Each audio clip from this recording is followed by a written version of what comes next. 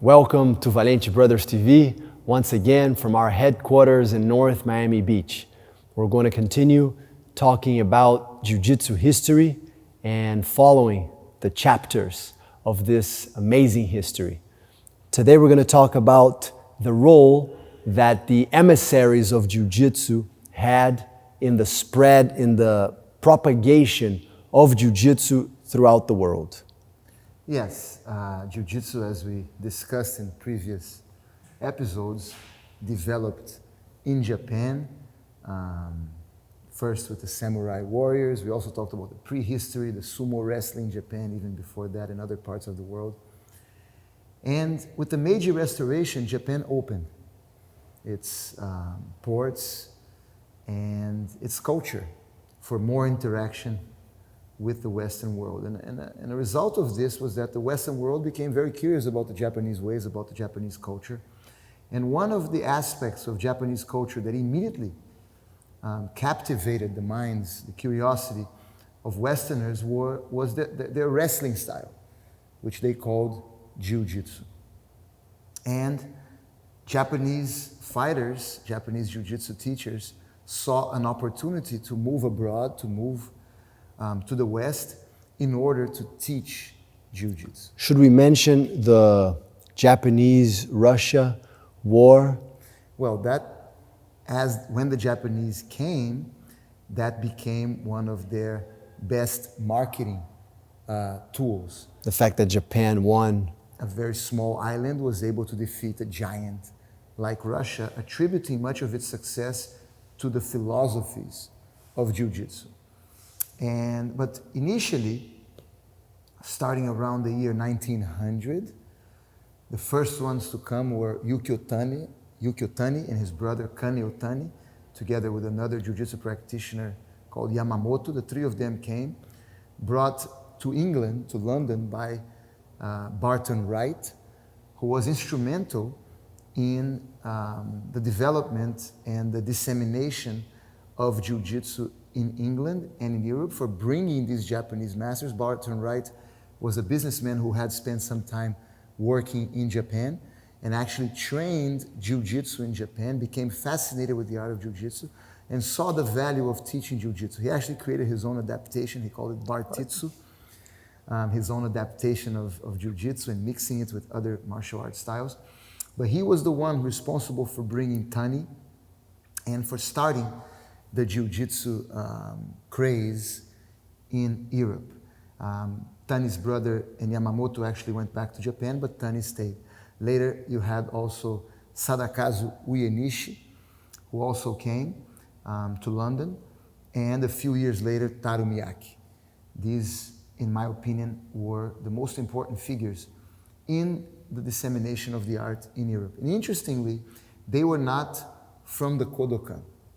It is undeniable that the Kodokan and Jigoro Kano himself had a direct influence on every Jiu-Jitsu school at the time, in many ways, including the belts, the colored belts.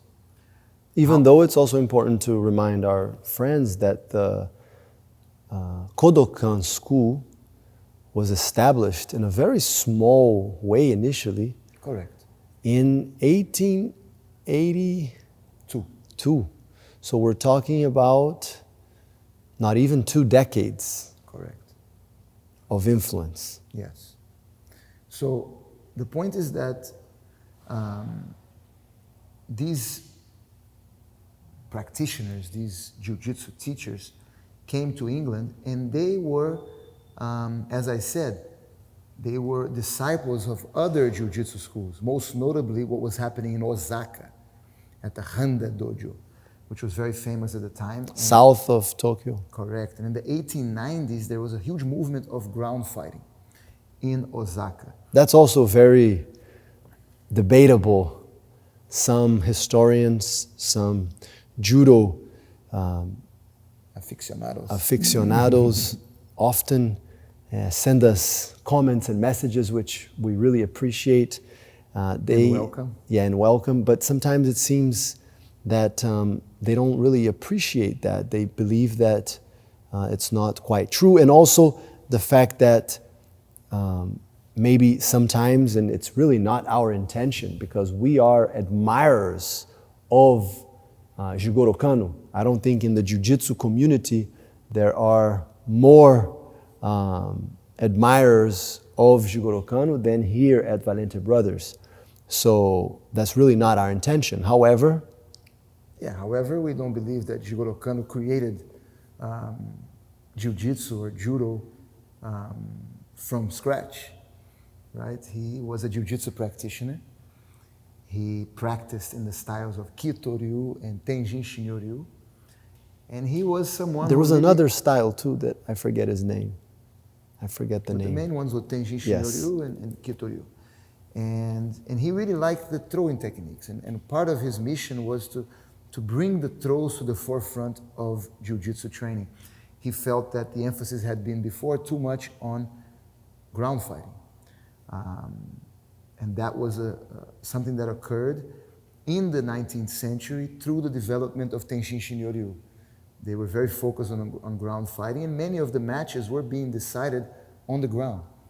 The matches that were happening between different Jiu-Jitsu schools. Jigoro Kano wanted to create a set of rules that valued more the throws.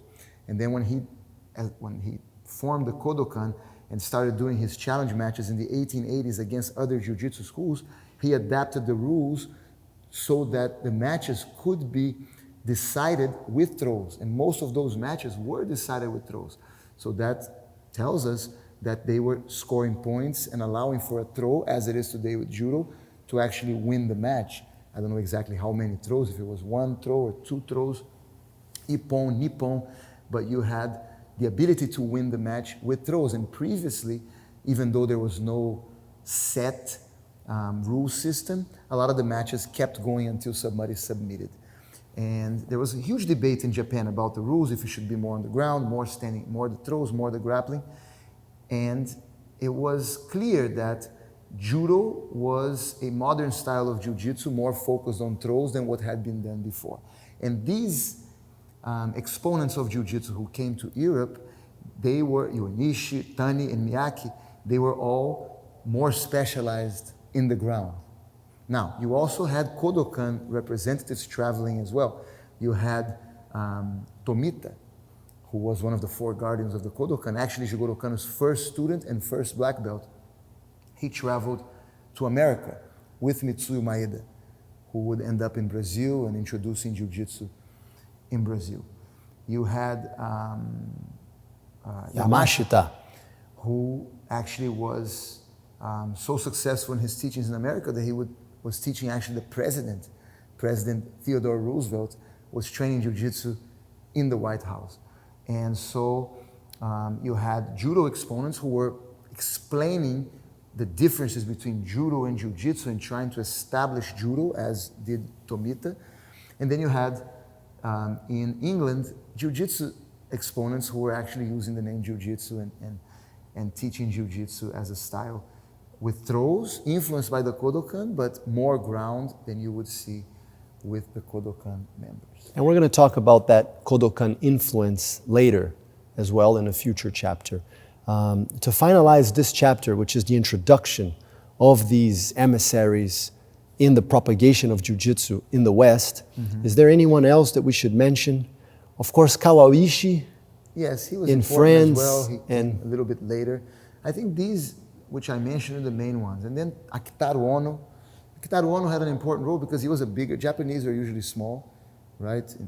On average, Japanese fighters were small, the ones who came. But Akitaru Ono was heavier, and he was instrumental in the transition of demonstrations to actual prize fights.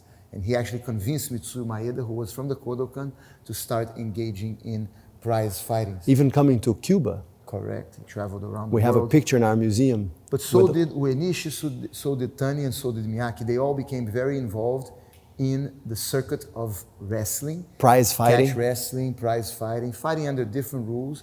They had great success. They became very famous in Europe. There was a strategy against boxers. Correct. We see that in manuals. And they took advantage of their ability to fight on the ground, and especially to use the guard and to fight with their backs on the ground, to be able to resist and many times even overcome bigger, stronger, and heavier wrestlers. Yeah, and demonstrations in American universities eventually. Yes, exactly. And that was something that oftentimes caused a bit of confusion because they would put their backs on the floor trying to throw, or sometimes using the guard position, Yes. even though that name wasn't used by the Japanese. And oftentimes Americans, Westerners would see, because of the wrestling influence, the person who had their back to the floor as the person in disadvantage or losing. Yes, and even though Jigoro Kano tried to give great emphasis to the throws, and that became a big part of the training in Japan in the 1880s, 90s, there's a letter by President Roosevelt where he describes Jiu-Jitsu, and he says, well, when it comes to the throws, the representatives of Japan are unable to take down our American wrestlers. But when the American wrestlers take down the Japanese fighters, they land on top in a position where they feel to be dominant. However, suddenly they are either choked or arm locked by these Japanese who have great techniques. So you can see that the strategy employed by, this description of Teddy Roosevelt is amazing, because it demonstrates how early on the Japanese representatives were using the guard to overcome the wrestlers. Thank you so much. And we have been getting many messages, and some students have requested notes and different maybe visual Sources as well. Yeah, sources. References. And we have all of that. And we're thinking possibly about, one of the students suggested a course. So a nice course so that everyone can take. So if you're about the history. So if you're interested in a course, a Jiu-Jitsu history course prepared by us and some of our friends, historians, please let us know, and make sure you subscribe to this channel so that you can receive some updates on that in the future. So next chapter, we're going to continue talking about the expansion of Jiu-Jitsu in the West, both in Europe and in America, and some of the stories that occurred in these excursions by the Japanese masters. So thank you so much, and we'll see you soon.